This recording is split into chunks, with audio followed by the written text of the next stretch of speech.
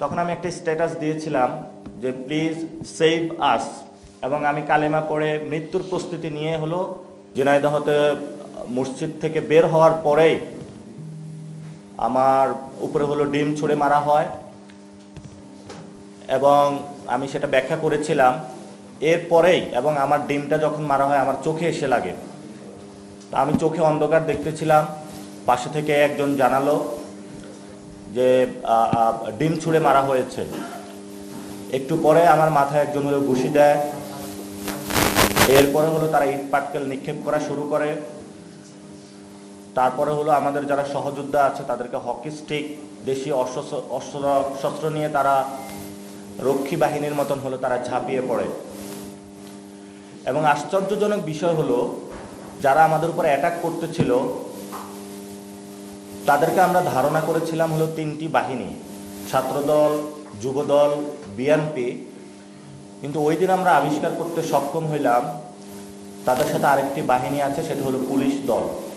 যেটা আমরা আগে দেখেছিলাম ছাত্রলীগ, যুবলীগ, আওয়ামী লীগ, পুলিশ লীগ, এখন হলো পুলিশ পাল্টিয়ে হলো পুলিশ দল হয়েছে। তারা একসাথে যৌথভাবে আমাদের উপরে, যৌথ বাহিনীর উপরে হামলা করেছে। সেখান থেকে আমরা বাঁচার জন্য একটু সামনে গিয়ে জনতা তাদেরকে প্রতিরোধ করে, এবং সেখানে তাদের যে অস্ত্রশস্ত্র তারা নিয়ে এসেছিল সেই জায়গা থেকে আমরা একটা স্টিকও উদ্ধার করতে সক্ষম হই। এবং সেটা বিএনপির পক্ষে যিনি প্রোপাগান্ডা করে থাকে জুলকারনাইন সায়ের পুরো বাংলাদেশে ছড়িয়ে দেয় যে আমরা নাকি আগ্নেয়াস্ত্র বহন করেছি।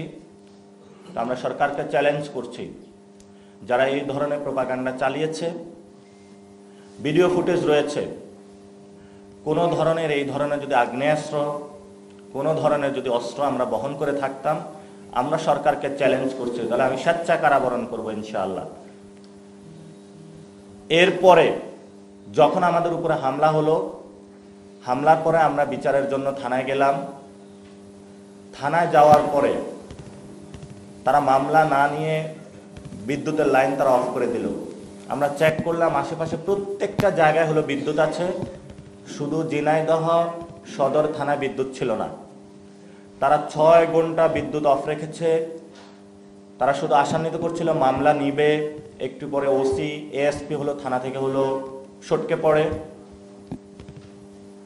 এরপরে হলো তারা যখন সন্ধ্যার পরে রাতের অন্ধকার হয় আমাদেরকে এসে থ্রেট করা শুরু করে যে বাহির থেকে লোক নিয়ে এসে আমাদেরকে মারা হবে। বিভিন্ন এমপি মন্ত্রী দিয়ে আমাদেরকে ফোন দেওয়ানো শুরু করে। আমরা বলেছি আমরা বিচারের জন্য এসেছি, মামলা না করে আমরা যাব না। একটা পর্যায়ে তারা বাধ্য হয়, আমরা ইজহারপত্র যেটা সেটা তারা অভিযোগপত্র নেয়।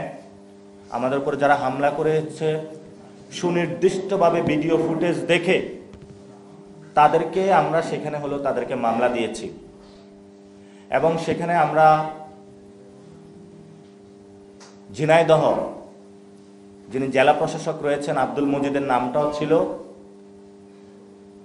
পুলিশ যখন বলেছে যে তার নাম বাদ দিতে হবে, যেহেতু উনি প্রত্যক্ষ ছিলেন না পরোক্ষভাবে ছিলেন, আমরা নাম বাদ দেই। তারপরে তারা মামলা নেয়।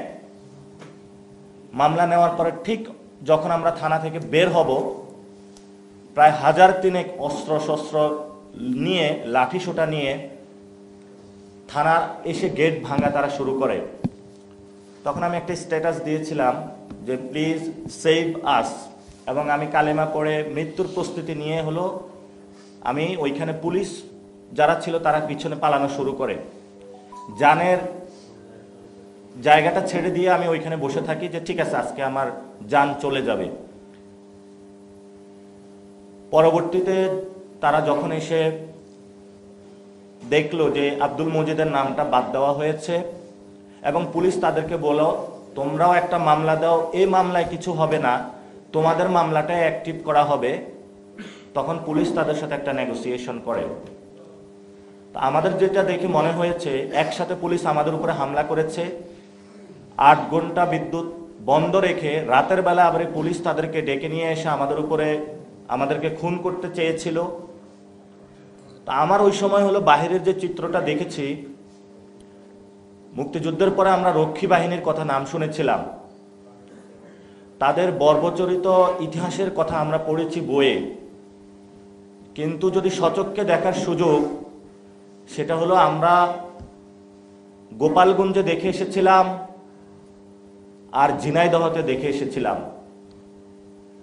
হামলা, অস্ত্রশস্ত্র একই কায়দা, শুধু এটা দলের মধ্যে পার্থক্য।